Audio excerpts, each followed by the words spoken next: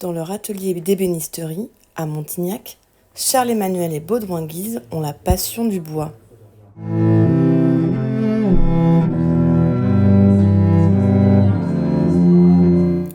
Ils aiment la matière, la force et la spiritualité qui s'en dégagent.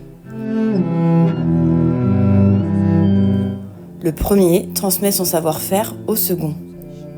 Ça a commencé qu'on a bien vu que en fait, je voulais travailler dans l'artisanat. Donc, comme ça me permet de vraiment prendre le travail manuel et de commencer à travailler, de prendre l'indépendance dans le métier pour m'ouvrir les portes, pour vraiment que je prenne l'autonomie, le savoir-faire du travail à la main parce que c'est pas toujours simple. Ce que j'aime, c'est vraiment la rigueur et sentir la matière, sentir que c'est moi qui dois travailler la matière, c'est moi qui exerce ça dessus. Donc c'est important de aussi voir le travail, mon travail que je fais moi-même, et de vraiment voir le résultat assez rapidement. C'est vraiment hyper encourageant.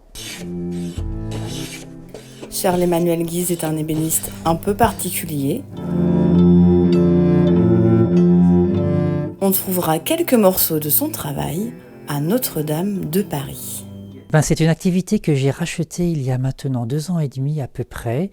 J'ai repris cette activité qui allait fermer boutique. C'était le dernier artisan en France à réaliser des planches d'icônes. Et il fallait seulement quelqu'un pour faire le job.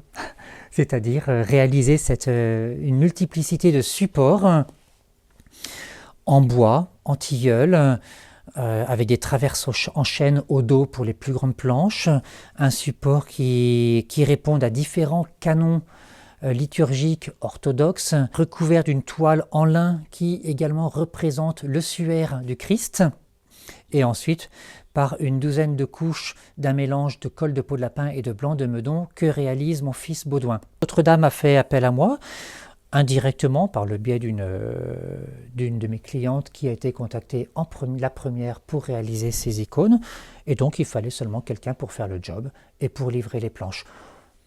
Donc je réalise ces planches pour Notre-Dame de la même manière que je les réalise pour chacun de mes clients, sauf que le chantier évidemment est une belle symbolique et un peu exceptionnel.